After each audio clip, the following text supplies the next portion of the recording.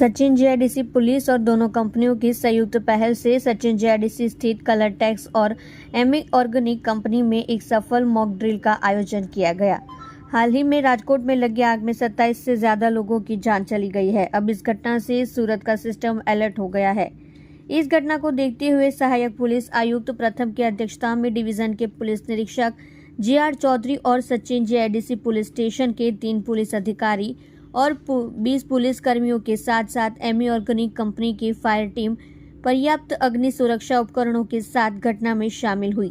अग्नि दुर्घटना के कारण गैस रिसाव के संबंध में समय सीमा के भीतर शून्य हताहत के साथ एक सफल फायर मॉक ड्रिल को अंजाम दिया गया। पुलिस कर्मियों और एमी ऑर्गेनिक कंपनी के कर्मचारियों को आवश्यक मार्गदर्शन दिया गया और आग लगने की स्थिति में क्या करना है और कैसे आग लगती है इसके बारे में जानकारी दी गई। विभाग ने लोगों को बचाया। आप देख रहे हैं माटी की आवाज न्यूज चैनल को आनंद सिंह ठाकुर के साथ। તાજેતરમાં રાજકોટ શહેરમાં ગેમ ઝોનમાં આગના અકસ્માતના બનાવની એક ખૂબ જ દુઃખદ ઘટના બનેલી છે, જે અનુસંધાને તકેદારીના પગલાંના ભાગરૂપે સુરત શહેર પોલીસ અને અન્ય સરકારી વિભાગોના સંયુક્ત ઉપક્રમે અલગ અલગ દિશામાં અલગ અલગ કામગીરી થઈ રહેલી છે। આવા બનાવો બનતા અટકાવવા, લોકોમાં જાગૃતિ લાવવા અને અલગ અલગ એકમોમાં સેફ્ટીના મેજર્સ લેવામાં આવે છે કે સેફ્ટીના ઇક્વિપમેન્ટ્સ પૂરતા પ્રમાણમાં છે અને આવા કોઈ અકસ્માતના બનાવ બને તો લોકો તૈયાર છે અથવા કોઈ એકમમાં કામ કરતા કર્મચારીઓ અધિકારીઓમાં એવી સ્કિલ છે।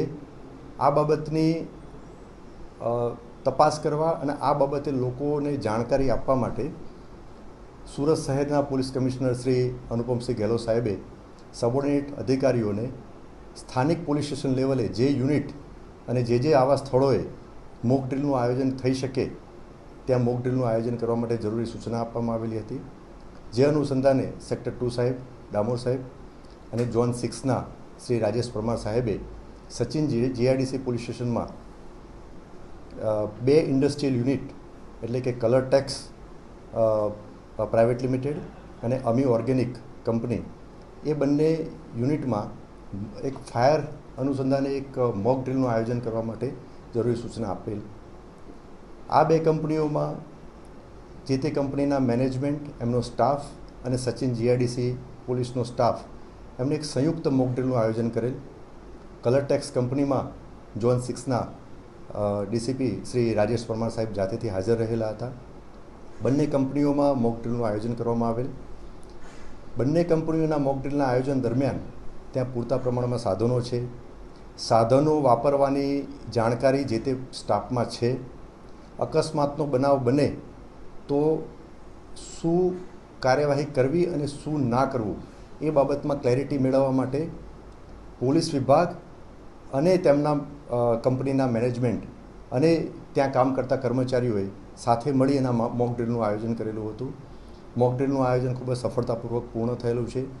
લોકોને અકસ્માતનો બનાવ બને તો શું કરવું અને શું ના કરવું એ બાબતે ક્લેરિટી આવેલી છે અને આ જ પ્રકારનું આયોજન મોક ડ્રીલનું આયોજન હજુ અમે નવા જે અમારા સ્થળો જે પસંદ કરી અને જે તે વિભાગ અથવા તો જે તે એકમના મેનેજમેન્ટનો સંપર્ક કરીને ફરીથી પણ અમે મોક ડ્રીલનું આયોજન કરવાના છે।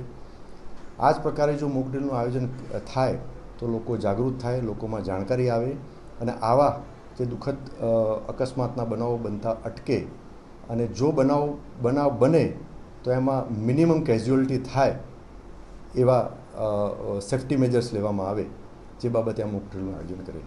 આ મોક ડ્રીલમાં કેટલા લોકોએ જાણકારી લેવા પહેલાં કેટલા લોકોએ આનો ફાયદો ઉઠાવ્યો છે? સચિન જીઆઈડીસી પોલીસ સ્ટેશનના પીઆઈ અને લગભગ 20 સ્ટાફ અને કલર ટેક્સના લગભગ 100ની આસપાસ અને અમી ઓર્ગેનિકના લગભગ 80થી 90 સ્ટાફ કર્મચારીઓ આ મોક ડ્રીલમાં આયોજનમાં ભાગ લીધેલો હતો। પોલીસ દ્વારા કે તંત્ર દ્વારા આગળ કોઈ આ સોસાયટી કે અન્ય જગ્યા પર આવી કોઈ કાર્યક્રમ યોજીને લોકોને જાગૃત કરવામાં આવશે ખરા? હા, હજુ આ બાબતે અમે એક્સપ્લોર કરી રહ્યા છીએ કે જ્યાં જ્યાં લોકોની ભીડ ભેગી થાય અને જ્યાં જ્યાં આવા પ્રકારના મોક ડ્રીલની જરૂરિયાત થાય ત્યાં ત્યાં અમે મોક ડ્રીલનું આયોજન કરશું.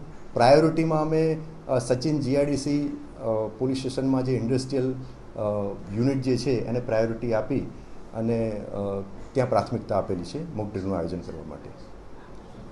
સચિન વિસ્તારમાં ઘણી જગ્યાએ બજારો ભરાય છે, ત્યાં મોટી સંખ્યામાં લોકોનો મેળો ભરાય છે. એવી જગ્યામાં આવી કોઈ વસ્તુની સુવિધા નથી. તેના વિશે શું કાર્યવાહી પોલીસ કરશે કે તંત્ર કરશે? આ બધા બાબતમાં સ્થાનિક પોલીસ સ્ટેશન તરફથી જરૂરી બ્રીફિંગ કરવામાં આવે છે. જે તે જગ્યાએ આવું પબ્લિક ગેધરિંગ હોય તો ત્યાં પબ્લિક એડ્રેસ સિસ્ટમથી અમને જરૂરી સૂચનાઓ આપવામાં આવેલ છે. અને આપ સૌ જાણતા હશો કે સુરત શહેર પોલીસ અને અન્ય સરકારી વિભાગોના અધિકારી કર્મચારીઓ જોઈન્ટલી ખૂબ જ વિવિધ એંગલ અને વિવિધ પાસાઓ પર તપાસ કરી રહ્યા છે. અને અમુક જ્યાં ગેરકાયદેસર જણાઈ આવેલ છે ત્યાં સીલિંગની કાર્યવાહી અને ગુના નોંધવાની પણ કાર્યવાહી કરેલી છે. એટલે ઘણા બધા ફ્રન્ટ ઉપર એક સાથે આ કાર્યવાહી ચાલુ રહી છે.